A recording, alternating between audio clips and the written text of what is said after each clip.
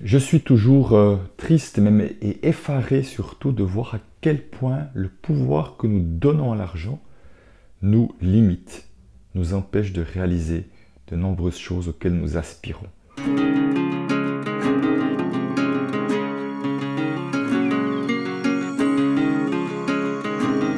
de ce dont je vais parler dans cette vidéo, mais avant cela, je suis Christian Junod, expert de la relation à l'argent en francophonie, auteur et co-auteur de plusieurs livres dont le best-seller « Ce que l'argent dit de vous ».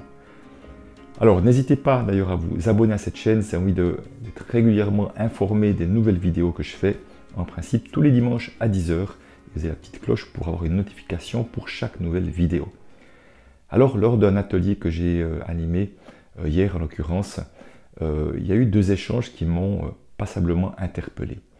Une personne qui étaient toutes des personnes qui avaient leur propre projet professionnel et qui disaient « Ouais, mais tu vois Christian, c'est bien joli, moi je ne peux pas dégager du temps en engageant quelqu'un, que ce soit pour mon site internet, pour faire du secrétariat ou je ne sais quoi, parce que je n'ai pas d'argent. » Et à un moment donné, c'est là que je viens à dire « Mais au fond, si tu penses que parce que tu n'as pas d'argent, tu peux rien faire de tout ça, tu viens de t'enfermer toi-même dans ta propre prison, dans le sens de ton absence de solution. Tu es condamné à continuer de la sorte et à ne pas pouvoir faire autrement. » Et vraiment, le mot condamné, il est important.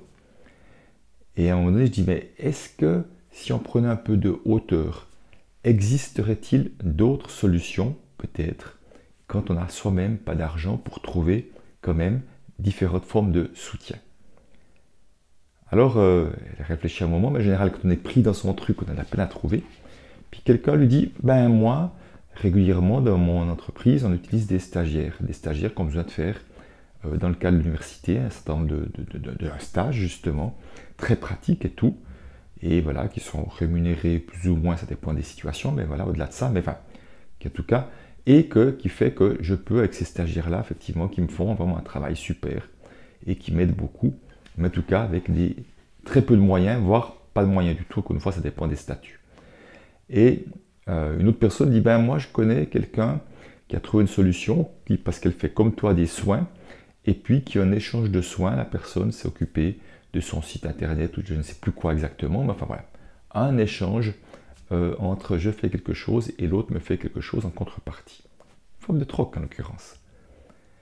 Et puis, il se peut parfois peut-être aussi que on pourrait emprunter de l'argent si vraiment ce dont nous avons besoin est tellement important et devrait nous permettre peut-être de générer également peut-être plus de flux financiers qui fait qu'on va pouvoir rembourser cet emprunt avec une certaine facilité. Alors, je ne dis pas que l'emprunt est la solution par tout le temps, hein, pas du tout, mais ça peut parfois être une solution. Mais je prends juste un exemple.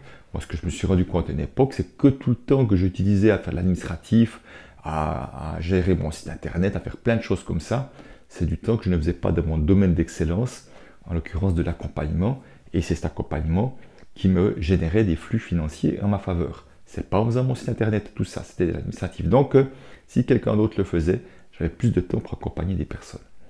Donc, simplement pour voir qu'en prenant du recul, de voir qu'il y a peut-être le temps économisé peut aussi amener plus de fonds financiers.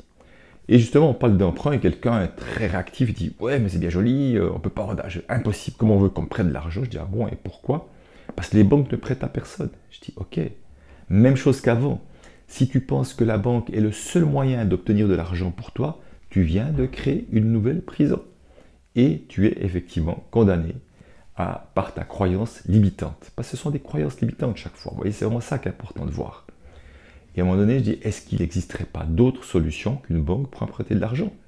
Ah ben oui, quelqu'un effectivement dit, ben oui, moi ça peut être par ma famille, ça peut être par des amis, ça peut être différentes manières, et du crowdfunding, par exemple du crowdlending aujourd'hui également, donc des prêts participatifs, du financement participatif.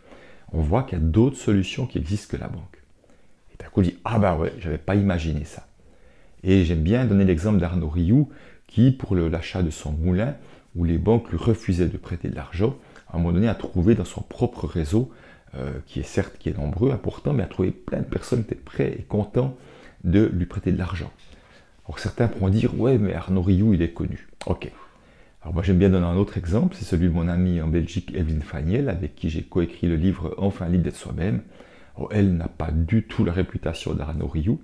un certain nombre de personnes la connaissent dans sa région, ben, voilà, mais c'est quand même pas, une star, je veux dire, c'est sans la vexer. Et elle, à un moment donné, a un achat immobilier aussi, un endroit qui s'appelle La Maison, dans lequel un endroit qui réunit des coachs et thérapeutes à Verviers en Belgique. Et elle a acheté ce lieu pour en faire ce lieu collectif, collaboratif, sans avoir d'argent elle-même.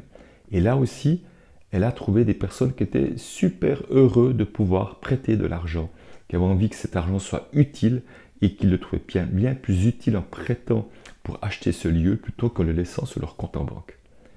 Simplement, vous voyez, à un moment donné, quand on a de la foi, quand on a de l'enthousiasme, quand on a une envie de contribuer très forte, quand on est prêt à communiquer là-dessus, qu'on ose faire des demandes, ce qui est compliqué pour beaucoup de personnes, il est très probable qu'il y ait des solutions ou qu'il y ait des personnes qui soient très heureuses de nous aider et financièrement parlant, mais aussi d'autres personnes qui ont été prêts, dans le cas d'Evelyne, d'aider également au moment de déménagement, de refaire des peintures, des trucs comme ça dans la maison, qui spontanément se sont proposés pour venir aider gratuitement également à faire ces travaux-là. Voilà, ce que j'aimerais vraiment partager, c'est ouvrons les possibles.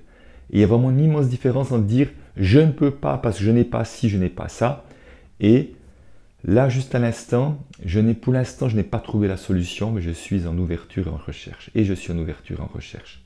Ouais, c'est important parce que là, on garde une ouverture et faites des demandes encore et encore. Donc, ne nous limitons pas à travers nos croyances. C'est vraiment ça mon message.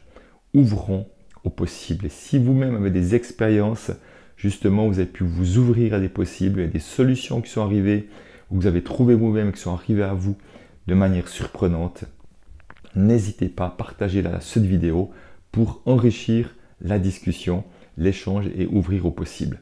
Je terminerai en parlant de mon mentor Peter Koenig sur la relation à l'argent, qui lui est effectivement arrivé au bout de ses économies alors qu'il n'a pas fini ses recherches et il a fait des demandes et il a trouvé des sponsors qui l'ont sponsorisé pendant une bonne année, qui lui ont carrément donné de l'argent pour qu'il puisse aller au bout de ses recherches.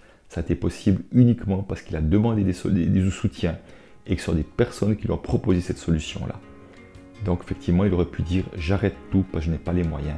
Et non, il a gardé ce niveau d'ouverture. Donc soyons confiants en la vie, pensons que d'autres peuvent nous aider. Arrêtons de vouloir penser qu'on doit se débrouiller seul, qui est la plus grosse croyance limitante que je rencontre trop souvent. Voilà ce que je veux partager aujourd'hui.